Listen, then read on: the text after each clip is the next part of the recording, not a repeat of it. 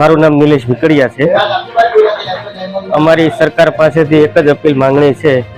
કે અહીંયા diamond bourse અત્યારે કાર્યરત થઈ ગયું છે, પરંતુ અહીંયા તમામ ઇન્ટરનેશનલ ફ્લાઇટ અમુક કન્ટ્રીની ચાલુ નથી થઈ, જેવી કે હોંગકોંગ છે, આફ્રિકા છે,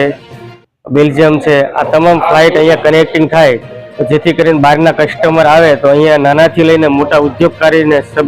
બધાને ફાયદો થાય, તો આ ઇન્ડસ્ટ્રી આગળ ગ્રોથ કરે તો તમામ ઇન્ટરનેશનલ ફ્લાઇટ ચાલુ થાય એ અમારી માંગણી છે। સરકાર દ્વારા 1 ફેબ્રુઆરીએ જ્યારે બજેટ આવી રહ્યું છે ત્યારે સરકારશ્રીને સુરત ડાયમંડ એસોસિએશન વતી અને ટ્રેડ વતી હું વિનંતી કરું છું કે આ બજેટની અંદર ખાસ એક આર્થિક પેકેજની યોજના જાહેર કરવામાં આવે, કારણ કે 1.5-2 વર્ષથી જે ડાયમંડ ઇન્ડસ્ટ્રી મંદીમાંથી પસાર થઈ રહી છે ત્યારે અત્યારે ખાસ રત્ન કલાકાર હોય કે મેન્યુફેક્ચર હોય કે ટ્રેડર હોય એક આર્થિક પેકેજની જરૂર છે। ત્યારે જો એક આર્થિક પેકેજની જોગવાઈ કરવામાં આવે તો 100% ઇન્ડસ્ટ્રીને બૂસ્ટર ડોઝ મળ્યો ગણાય છે અને ઇન્ડસ્ટ્રીને ભવિષ્ય માટે એક આગળ કાર્ય કરવા માટે, કામ કરવા માટે અને ધંધાને આગળ ધપાવવા માટે સારું ગણાય છે।